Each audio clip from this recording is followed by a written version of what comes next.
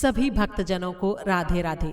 कथा शुरू करने से पहले एक छोटी सी रिक्वेस्ट, अगर आपने मेरे चैनल को अभी तक सब्सक्राइब नहीं किया है तो प्लीज इसे सब्सक्राइब करें और वीडियो को ज्यादा से ज्यादा शेयर करें ताकि और लोग भी इस पुण्य कथा को सुनकर इसका लाभ ले सकें। अगर आप पाठ या जाप की कोई धार्मिक किताब, पूजा या पाठ का किसी भी तरह का कोई सामान या शादी ब्याह की जरूरतों का कोई सामान खरीदना चाहते हैं तो नीचे डिस्क्रिप्शन में दिए हुए अमेज़न स्टोर के लिंक पर जाकर खरीद सकते हैं। अगर आप चैनल की मेंबरशिप लेना चाहते हैं तो वीडियो के नीचे दिए गए ज्वाइन बटन पर जाकर ले सकते हैं। कार्तिक मास की सारी कहानियों को एक साथ एक ही वीडियो में सुनने के लिए ऊपर आई बटन पर क्लिक करें। कार्तिक के महीने में विशेष फल देने वाली माँ लक्ष्मी जी की कहानी और विष्णु सहस्त्र नाम सुनने के लिए भी ऊपर आई बटन पर क्लिक करें। तो शुरू करते हैं आज की कथा। कार्तिक मास महात्म्य, 12वां अध्याय। इतनी कथाएं सुनने के पश्चात महाराज पृथु ने नारद जी से प्रार्थना की, हे देवर्षि, आपने कार्तिक महात्म्य, कर्क चतुर्थी व्रत और गृहस्थ धर्म के बारे में मुझे इतना कुछ बतलाया है, अब कृपा करके तुलसी का महात्म्य भी बतलाने की कृपा कीजिए।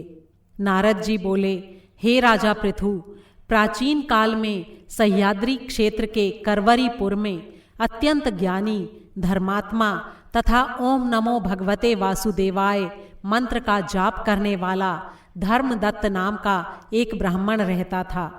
वो अतिथियों का आदर सत्कार भी खूब करता था।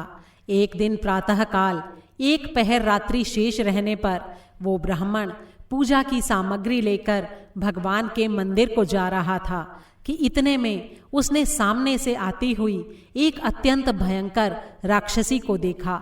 आगे को निकले हुए टेढ़े मेढ़े और बड़े बड़े दांत, लाल नेत्र, बिल्कुल नग्न लकड़ी के समान सूखा शरीर तथा उसके मुख से घुर घुर शब्द निकल रहा था। ऐसी भयंकर राक्षसी को देखकर भयभीत होकर धर्मदत्त ने अपने हाथ का तुलसी मिश्रित जल उसके ऊपर फेंक दिया। जल में मिश्रित तुलसी दल शरीर पर पड़ते ही उस राक्षसी के सारे पाप दूर हो गए और वो हाथ जोड़कर धर्मदत्त के पैरों पर गिर पड़ी। तब धर्मदत्त ने पूछा कि तू कौन है और किस पाप के कारण इस दशा को प्राप्त हुई है। अपने सारे पापों से मुक्त हो चुकी वो राक्षसी कहने लगी, सौराष्ट्र देश में भिक्षु नाम के ब्राह्मण की मैं पत्नी थी। मेरा नाम कलहा था। मैं न तो अपने पति से मीठे वचन बोलती थी और ना ही उसे अच्छा भोजन और फल खाने को देती थी। इस व्यवहार से दुखी होकर जब मेरे पति ने दूसरा विवाह करने का निश्चय किया तो क्रोध में आकर मैंने विष खाकर अपना शरीर त्याग दिया। इसके बाद यमदूत मुझे बांधकर यमराज के पास ले गए।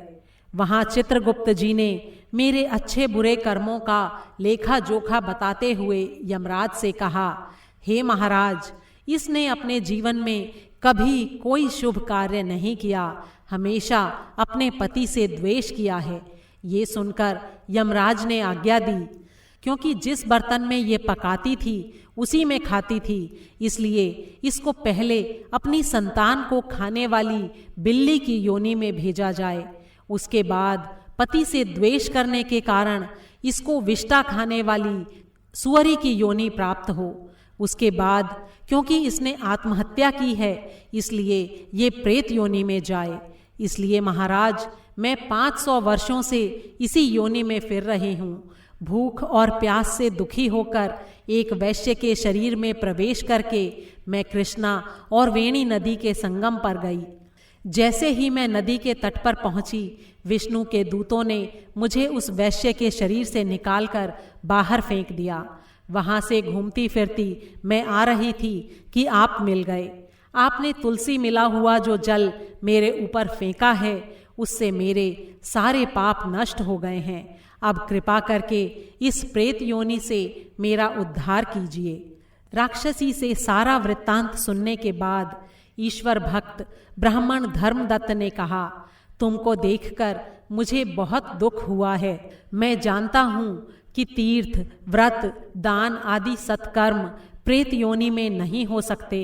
तुम्हारे पाप अधिक हैं और पुण्य बहुत ही कम है। इसलिए मैंने अपने जीवन काल में जितना कार्तिक मास का स्नान और व्रत किया है उसका आधा पुण्य मैं तुमको देता हूँ। इससे तुम्हें उत्तम गति प्राप्त होगी।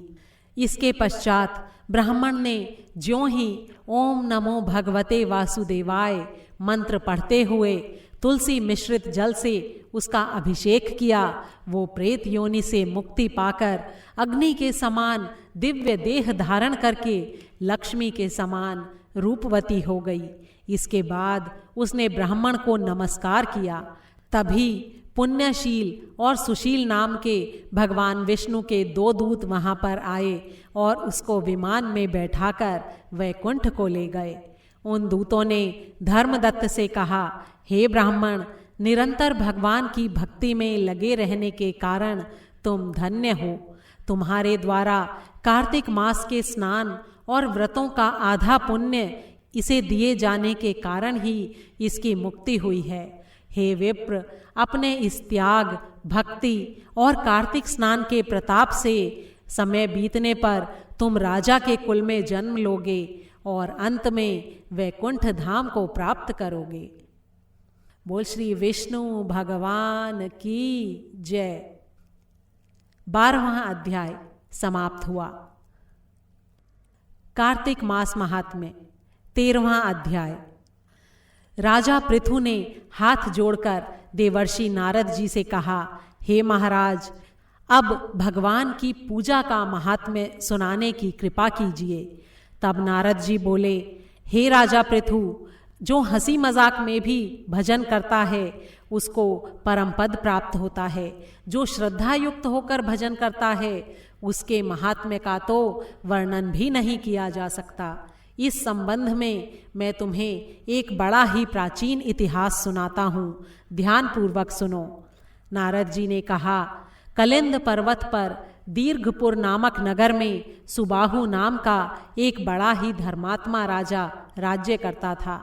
वो अपनी प्रजा का पुत्र के समान पालन करता था। उसके धूम्रकेश नाम का एक पुत्र था जो बड़ा ही दुराचारी, पर स्त्रीगामी, चोर और जुआरी था। अपने पुत्र के बुरे आचरण को देखकर राजा सुबाहु ने अनेक बार उसे ताड़ना दी, लेकिन वो किसी प्रकार भी माना नहीं। एक दिन खेलते हुए उसकी गेंद छोटी रानी के महल में जा गिरी। जब वो गेंद लेने के लिए महल में गया तो उसकी विमाता छोटी रानी उस पर मोहित हो गई और उन दोनों ने कामांध होकर भोग विलास किया। जब राजा को इस बात का पता चला तो राजा ने धूम्रकेश को प्राणदंड तो नहीं दिया, लेकिन उसे अपने राज्य से बाहर निकाल दिया। अब राजकुमार वन में रहकर प्रतिदिन मांस मदिरा खाता पीता और रात्रि को वेश्याओं के यहाँ निवास करता। चोरी आदि करके जो भी धन वो प्राप्त करता उस सब को उन वेश्याओं को दे देता। इस प्रकार अनेक वर्ष व्यतीत हो गए। एक समय वो भटकते भटकते वृंदावन में पहुंच गया। वहां पर धूम्रकेश ने सत्यव्रत नाम के एक परम विष्णु भक्त को देखा जो अपना घर बार छोड़कर कार्तिक मास में वृंदावन में रहकर भगवान का पूजन करता था और केवल कंद मूल और फल खाता था। वो भक्त हर दिन भगवान से ऐसी प्रार्थना करता था, हे भगवान, इस दुख रूपी संसार में डूब रहे मुझ दीन की आप रक्षा करें। मैं राधा जी सहित आपको बारंबार नमस्कार करता हूँ। प्रेम में मग्न होकर वो कभी रोने, कभी गाने और कभी नाचने लगता था। धूम्रकेश ने जब उस भक्त की ये क्रियाएं देखीं तो रात्रि को वेश्या के घर आकर मिट्टी की एक मूर्ति बनाकर वैसे ही सब कार्य किए और अंत में स्तुति आदि करके वेश्या के घर में ही सो गया। देवयोग से राजा के दूत भी उसी समय वहां आ गए और उनके हाथों धूम्रकेश मारा गया। यमदूत उसको महापापी समझकर मारते हुए पकड़कर यमराज के पास ले गए। धूम्रकेश को देखते ही यमराज अपने सिंहासन से खड़े हो गए और पाद्य, अर्घ आदि देकर उसका सत्कार किया। फिर अपने दूतों को फटकारते हुए कहा, तुमको धिक्कार है। जब हमने ये आज्ञा दी हुई है कि विष्णु भक्तों को यहाँ पर मत लाओ, तब तुम धूम्रकेश को यहाँ पर क्यों लाए हो? उसने वृंदावन धाम में कार्तिक मास का व्रत चाहे हंसी मजाक में ही किया, लेकिन फिर भी वो वैकुंठ में जाने का अधिकारी है। वैकुंठ में भेजने के पूर्व यमराज ने धूम्रकेतु को अपने पास बिठाकर कहा, भगवान की भक्ति 9 प्रकार की होती है। उनकी कथा सुनने से राजा परीक्षित, कीर्तन से शुकदेव, स्मरण से प्रहलाद, चरणों की सेवा से लक्ष्मी, पूजा से पृथु, वंदना से अक्रूर और दास्य भाव से अर्जुन और आत्मनिवेदन से राजा बलि जिस प्रकार परम पद को प्राप्त हुए हैं, उसी प्रकार चाहे हास्य से ही तुमने भगवान की पूजा की, लेकिन फिर भी तुम स्वर्ग के अधिकारी हो। यद्यपि अपने जीवन में किए गए पापों और दुष्कर्मों के कारण तुम घोर नरक के अधिकारी थे, लेकिन क्योंकि तुमने कार्तिक मास में भगवान की पूजा की है, इसलिए अब निश्चय ही तुम्हें वैकुंठ प्राप्त होगा। कार्तिक मास में की गई भगवान की पूजा कभी भी निरर्थक नहीं जाती। जहाँ पर भगवान शालिग्राम हैं, वहीं पर गंडकी नदी और अन्य तीर्थ हैं। धूम्रकेश को शास्त्रों का कुछ भी ज्ञान नहीं था, इसलिए उसने हाथ जोड़कर यमराज से पूछा, हे स्वामी, भगवान सारी नदियों को छोड़कर गंडकी को कैसे प्राप्त हुए? कृपा करके मुझे ये बताइए। यमराज ने कहा, किसी समय वेदशिरा नामक ऋषि सारे लोगों के हित की कामना से गंगा जी के तट पर तपस्या कर रहे थे। उनके इस घोर तप से भयभीत होकर इंद्र ने ऋषि की तपस्या भंग करने के लिए मंजू घोषा नाम की अप्सरा को वहां भेजा। मंजू घोषा उस रमणीक स्थान में क्रीड़ा करती हुई अपने रूप और यौवन का प्रदर्शन करके हाव भाव दिखाने लगी। फिर उसी स्थिति में उसने मुनि के चरणों का स्पर्श किया तो वे रोमांचित हो गए। तत्पश्चात मुनि को अपने वश में हुआ जानकर मंजू घोषा ने अपनी दोनों भुजाएं उनके गले में डाल दी। तब क्रोधित होकर मुनि ने श्राप दिया कि तुम मुझे इस संसार सागर में डालने को उद्यत हुई हो, इसलिए तुम नदी बन जाओ। मुनि का श्राप सुनकर मंजू घोषा रोने और बिलखने लगी। उसने प्रार्थना करते हुए मुनि से कहा, हे मुने, मैं श्राप के योग्य नहीं हूँ, आप मुझे क्षमा करें। उसकी प्रार्थना से द्रवित होकर मुनि ने कहा कि जिस समय भगवान विष्णु वृंदा के शापवश शिला रूप होकर तुम्हारे भीतर यानी गंडकी नदी में स्थित होंगे, तब तुम भगवान को धारण करने वाली होंगी। इस प्रकार मेरे द्वारा दिया गया ये श्राप तुम्हारे लिए वरदान से भी अधिक श्रेष्ठ होगा। अंत में यमराज ने कहा, हे राजकुमार, अब तुम विष्णु लोक को जाओ। तब धूम्रकेश सुंदर विमान में बैठकर वैकुंठ लोक को चला गया और उसे वहां हरि चरणों में स्थान मिल गया। ये सब धूम्रकेश द्वारा कार्तिक मास में मात्र 1 दिन पूजा करने का परिणाम था।